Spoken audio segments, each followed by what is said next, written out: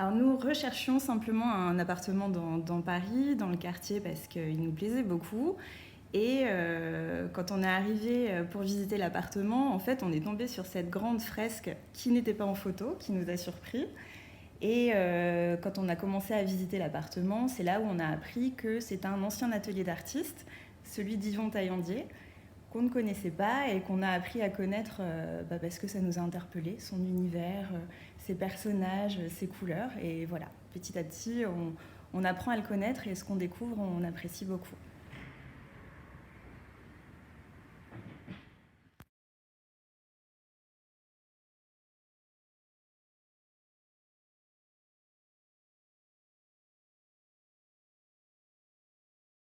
Le Taillandier-Land, c'est un empire dont je suis l'empereur.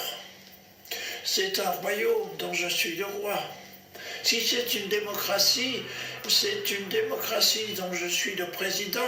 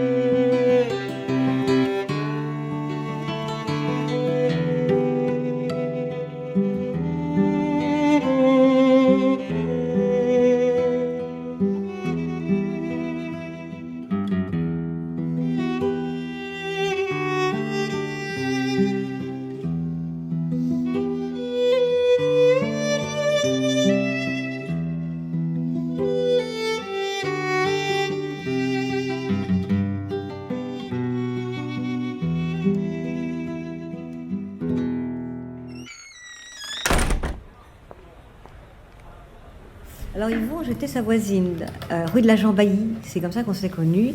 Et je passais régulièrement devant son atelier. Et je passais, on a fait connaissance. J'ai ouvert ma galerie rue de la Grange Batelière, dans le passage Jouffroy, où j'ai commencé à l'exposer d'ailleurs. Je lui ai fait plusieurs expositions à cet endroit. Un jour, on discute comme ça d'enfants, parce qu'on entendait, j'étais dans son atelier, puis on entendait les enfants qui sortaient de l'école. Et il me disait c'est un petit peu comme talon aiguille, hein, donc on avait les silhouettes hein, à travers la vitre et les pieds qui couraient. Et il me disait, les enfants, ça me fait peur. Je lui dis, pourquoi ils vont, les enfants, pourquoi ça vous fait peur? Il me dit, ça me fait peur parce que les enfants, ça rêve.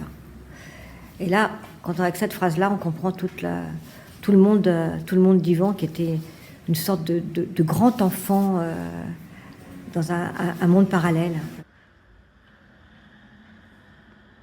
Il a été critique d'art, il a beaucoup écrit sur les artistes, dont Miro, voilà, dont qu'il a connu, il a été assez proche.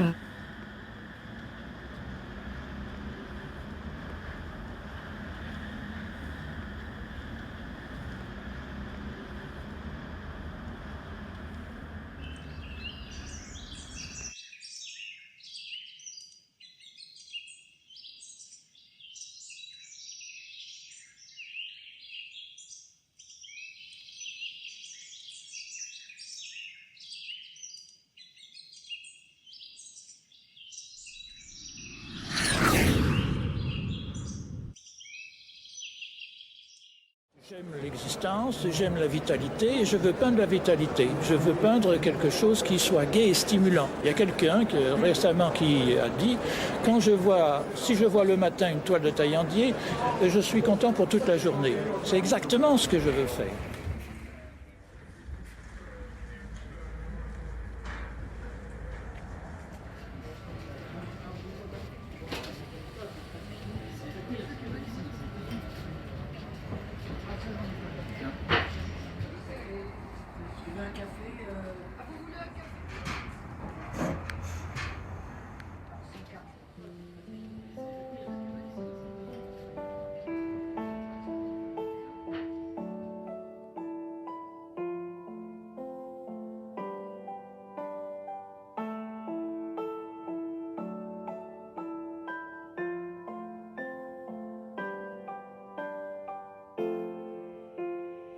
J'ai opté pour des couleurs simples, pur et gai.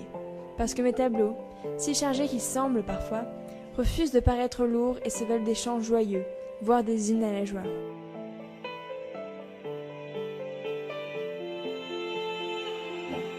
Je pense qu'il ne suffit pas pour moi d'être le précurseur de la figuration libre, il faut être, à mon avis, le précurseur de la figuration libératrice.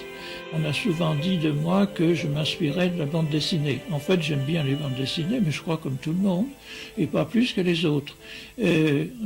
En tous les cas, mon but, c'est de raconter une histoire. C'est presque toujours la même histoire, et au fond, cette histoire, c'est 1, 2, 3, 4. C'est une minute, plus une autre minute.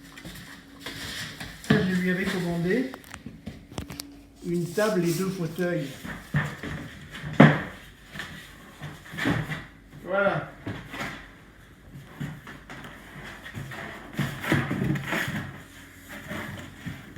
On a une table basse réalisée par Yvon. J'ai rencontré pour la première fois Yvon en 1976 grâce à un ami photographe dont je vous ai confié quelques photos tout à l'heure, Jacques Héripré. Et je suis allé donc le visiter et dans son atelier. Et donc je me souviens que lors de ma première ou deuxième visite, j'avais vu des œuvres qui pour moi n'étaient pas terminées. Et j'étais intéressé par une œuvre sur papier.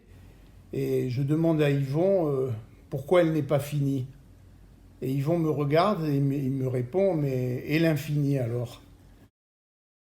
Je suis un homme âgé maintenant, mais j'ai été longtemps un homme trop jeune.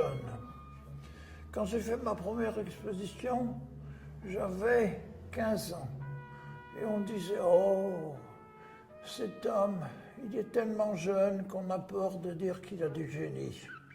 Mais maintenant, je suis sûr que j'en ai.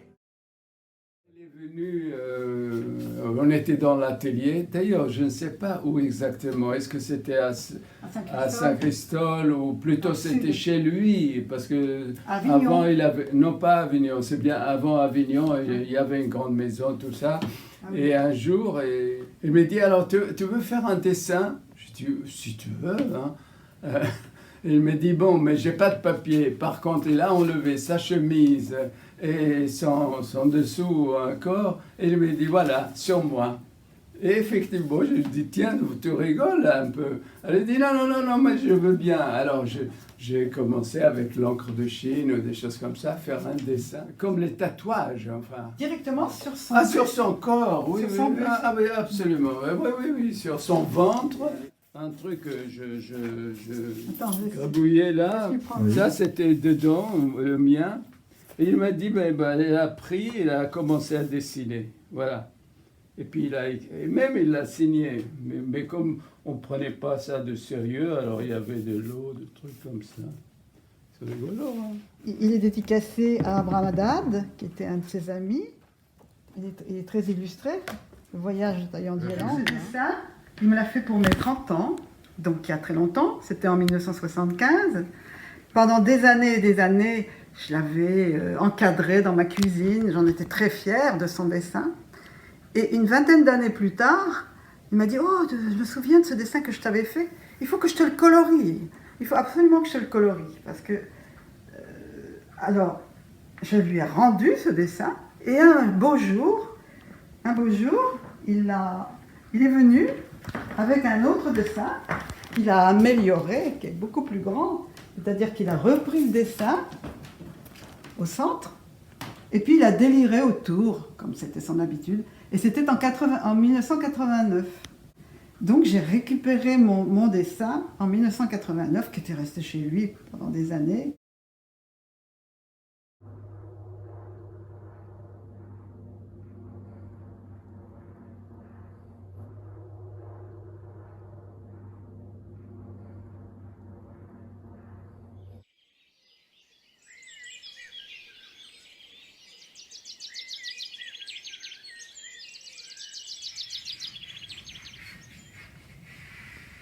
Il y avait eu une exposition du Salon de Mai à l'ambassade de Cuba.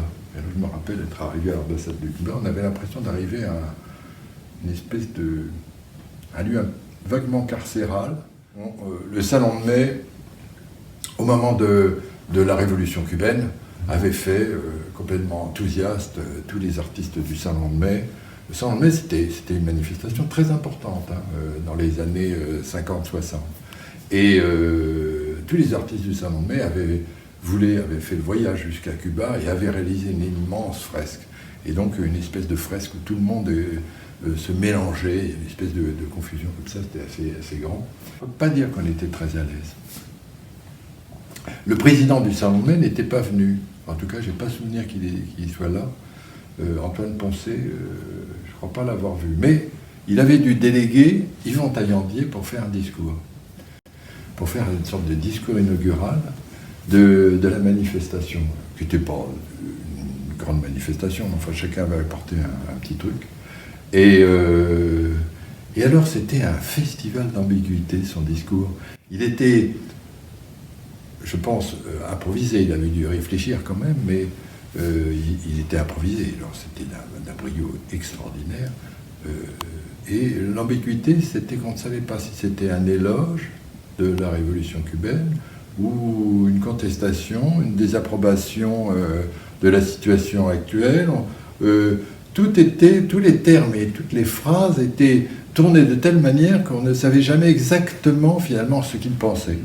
Et au bout du compte, ce qu'il véritablement disait. Mais tout ça semblait aller de soi, être toujours dans cet esprit d'une certaine gaieté qu'il avait.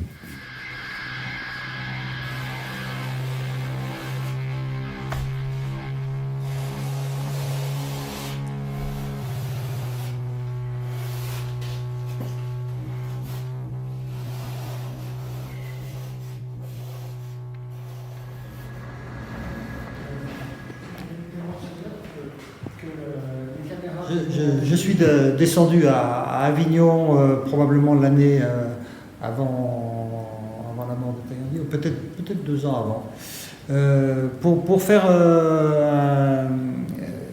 une entrevue qui serait le contenu d'un article. Donc j'ai sonné, et Françoise m'a ouvert la porte. Et je ne connaissais pas Yvon Taillandier, je connaissais son œuvre, mais je ne le connaissais pas lui personnellement. Et donc il est venu vers moi et il m'a expliqué qu'il était désolé, mais qu'il avait une extinction de voix.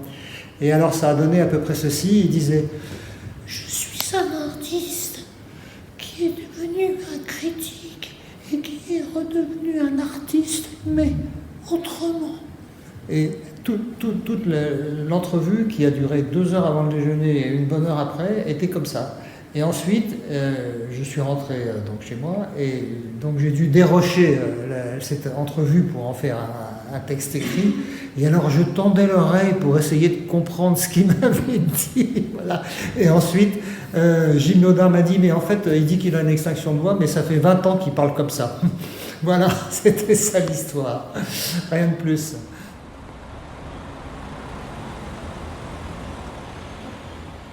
En rentrant de Debré, j'allais faire un petit tour rue de la Jean-Bailly, et c'est pas qu'on parlait, moi je l'écoutais.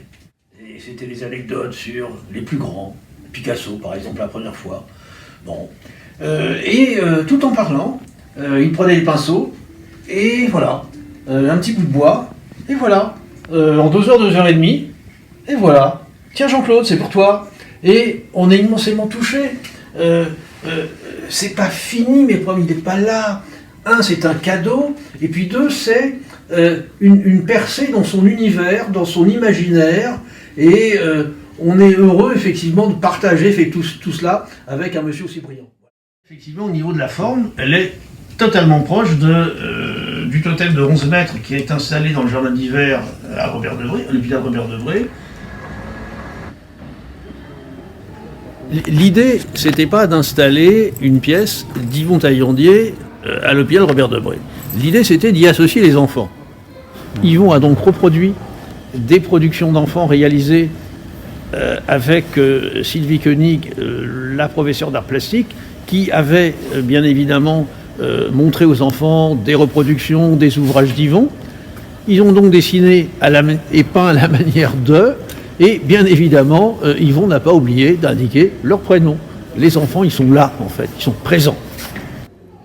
Un dessin d'Océane, reproduit par Yvon. L'EFT pour François Taillandier, bien évidemment. Dans un hiver, c'est chouette par contre.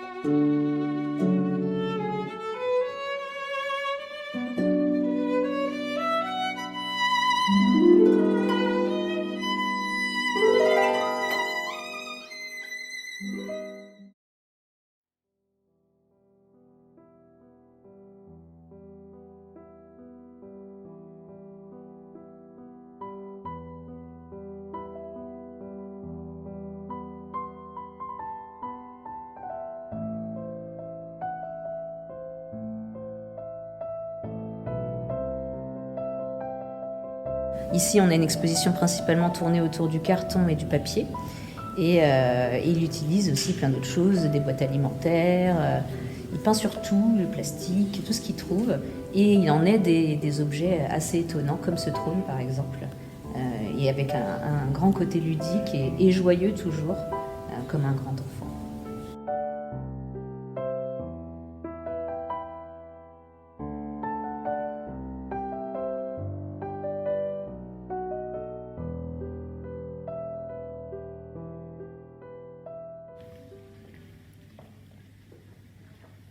Là, on a une des œuvres principales de l'exposition et ce qui est intéressant de voir, c'est que Yvon Taillandier met des pièces modernes et techniques de son temps dans ses œuvres, donc des avions, des voitures.